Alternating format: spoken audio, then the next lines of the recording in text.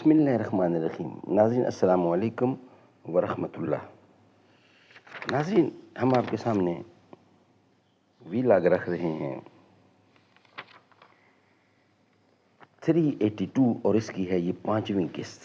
ناظرین، کتاب کا نام ہے سیرت النبی اور صفحہ نمبر ہے 414، ویلاگ نمبر ہے 382 اور 5ویں قسط ہے۔ ناظرین، اور یہ واقعہ ہمارے سامنے چل رہا ہے غزوہ احزاب یعنی جنگ خندق جسے کہتے ہیں، بیٹل آف احزاب یا بیٹل آف ٹرنچ یا بیٹل آف خندق بھی کہتے ہیں۔ ناظرین، یہ کتاب جس کے رائٹر ہیں مولانا صفی الرحمن مبارک پوری رحمۃ اللہ علیہ، اس کتاب کا ٹائٹل ہے الرحیق المختوم، یعنی سیرت النبی پر دنیا بھر میں اول انعام یافتہ یہ کتاب ہے جو ہم آپ کے سامنے رکھ رہے ہیں۔ ناظرین، یہ کتاب رابطہ عالم اسلامی مکہ مکرمہ کے زیر اہتمام منعقدہ سیرت نگاری کے عالمی مقابلہ میں اول آنے والی عربی کتاب کا اردو ترجمہ ہے جو ہم آپ کے سامنے پیش کر رہے ہیں۔ نحمدہ ونصلی علی رسولہ الکریم، بسم اللہ الرحمن الرحیم۔ نماز اچھی، زکوٰۃ اچھی، کلمہ اچھا اور حج بھی اچھا، مگر باوجود ان سب کے میں مسلمان ہو نہیں سکتا۔ نہ جب تک کٹ مروں رسول اللہ کی حرمت پر، خدا شاہد ہے کامل میرا ایمان ہو نہیں سکتا۔ ناظرین، غزوہ خندق کے 4 ویلاگ ہم آپ کے سامنے رکھ چکے ہیں۔ یہ 5واں ویلاگ ہے جو ہم اس کا بقیہ حصہ غزوہ خندق کا آپ کے سامنے رکھنے کو جا رہے ہیں۔ مسلمانوں نے خندق کھودنے کا کام مسلسل جاری رکھا، دن بھر کھدائی کرتے اور شام کو گھر پلٹ آتے، یہاں تک کہ مدینے کی دیواروں تک کفار کے لشکر جرار کے پہنچنے سے پہلے مقررہ پروگرام کے مطابق خندق تیار ہو گئی۔ ادھر قریش اپنا 4000 کا لشکر لے کر مدینے پہنچے تو روما جرف اور زغابہ کے درمیان مجمع السیال میں خیمہ زن ہوئے، اور دوسری طرف سے غطفان اور ان کے نجدی ہم سفر 6000 کی نفری لے کر آئے تو احد کے مشرقی کنارے سے زنب نقمی میں خیمہ زن ہوئے، جیسا کہ قرآن مجید میں مذکور ہے۔ وَلَمَّا رَأَى الْمُؤْمِنُونَ الْأَحْزَابَ قَالُوا هَذَا مَا وَعَدَنَا اللَّهُ وَرَسُولُهُ وَصَدَقَ اللَّهُ وَرَسُولُهُ وَمَا زَادَهُمْ إِلَّا إِيمَانًا وَتَسْلِيمًا۔ 23 نمبر صورت ہے اور آیت نمبر ہے 22۔ سورت نمبر 33 نمبر صورت ہے اور اس کی 22 نمبر آیت ہے جو ہم آپ کے سامنے تلاوت کر رہے تھے۔ ترجمہ: اور جب اہل ایمان نے ان جتھوں کو دیکھا تو کہا، یہ تو وہی چیز ہے جس کا اللہ اور اس کے رسول نے ہم سے وعدہ کیا تھا، اور اللہ اور اس کے رسول نے سچ ہی فرمایا تھا، اور اس حالت نے ان کے ایمان اور جذبہ اطاعت کو اور بڑھا دیا۔ سبحان اللہ۔ لیکن منافقین اور کمزور نفس لوگوں کی نظر اس لشکر پر پڑی تو ان کے دل دہل گئے۔ وَإِذْ يَقُولُ الْمُنَافِقُونَ وَالَّذِينَ فِي قُلُوبِهِم مَّرَضٌ مَّا وَعَدَنَا اللَّهُ وَرَسُولُهُ إِلَّا غُرُورًا۔ سورت نمبر 33 اور آیت نمبر 12۔ ترجمہ: اور جب منافقین اور وہ لوگ جن کے دلوں میں بیماری ہے کہہ رہے تھے کہ اللہ اور اس کے رسول نے ہم سے جو وعدہ کیا تھا وہ محض فریب اور دھوکہ تھا۔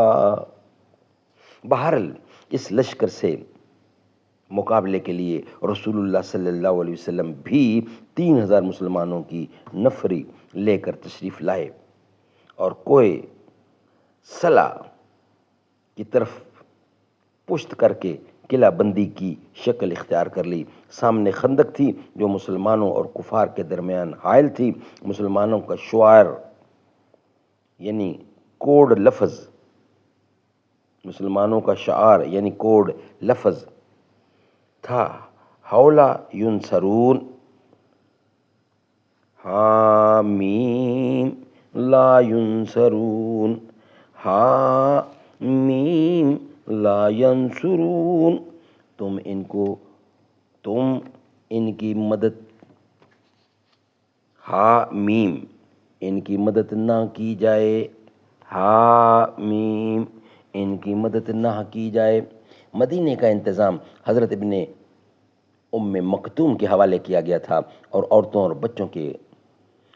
اور بچوں کو مدینہ کے قلعوں اور گڑھیوں میں محفوظ کر دیا گیا تھا۔ جب مشرکین حملے کی نیت سے مدینے کی طرف بڑھے تو کیا دیکھتے ہیں کہ ایک چوڑی سی خندق ان کے اور مدینے کے درمیان حائل ہے، مجبور انہیں محاصرہ کرنا پڑا۔ حالانکہ وہ گھروں سے چلتے وقت اس کے لیے تیار ہو کر نہیں آئے تھے، کیونکہ دفاع کا یہ منصوبہ خود ان کے بقول ایک ایسی چال تھی جس سے عرب واقف ہی نہ تھے، لہٰذا انہوں نے اس معاملے کو سرے سے اپنے حساب میں داخل ہی نہ کیا تھا۔ مشرکین نے خندق کے پاس پہنچ کر غیظ و غضب سے چکر کاٹنے لگے۔ انہیں ایسے کمزور ور نقطے کی تلاش تھی جہاں سے وہ اتر سکیں۔ ادھر مسلمان ان کی گردش پر پورے نظر رکھے ہوئے تھے اور ان پر تیر برساتے رہتے تھے تاکہ انہیں خندق کے قریب آنے کی جرأت نہ ہو، وہ اس میں نہ کود سکیں اور نہ مٹی ڈال کر عبور کرنے کے لیے راستہ بنا سکیں۔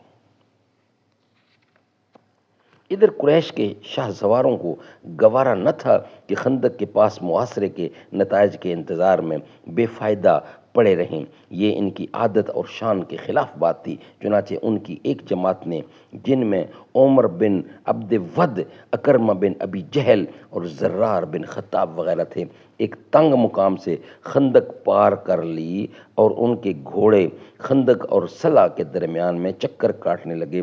ادھر سے حضرت علی چند مسلمانوں کے ہمراہ نکلے اور جس مقام سے انہوں نے گھوڑے کدائے تھے اسے قبضے میں لے کر ان کی واپسی کا راستہ بند کر دیا، اور اس پر عمر بن عبد ود نے مبارزت کے لیے للکارا۔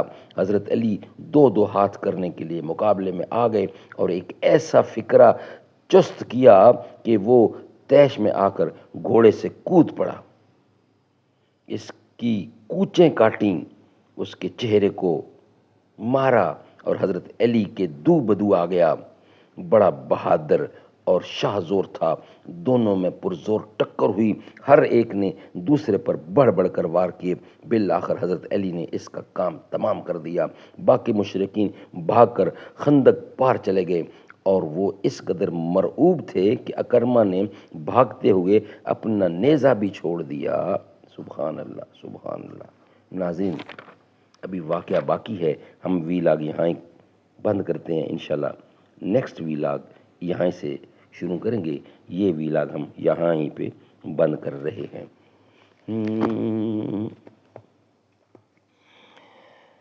بیٹی حیدر کی فاروق اعظم کے گھر، وہ ہیں داماد علی کے، علی ہیں سسر، بہن حسنین کی زوجہ فاروق کی، اور زہرا کی بھی ہے وہ لختے جگر۔ وہ عمر جس کو رب سے ہے مانگا نبی، بولے فرش پہ عرش سے اترے وہی، بولے فرش پہ عرش سے اترے وہی، رتبہ بلند برتر صدیق عمر غنی کا، حسن و حسین زہرا پیارے علی ولی کا، رتبہ بلند برتر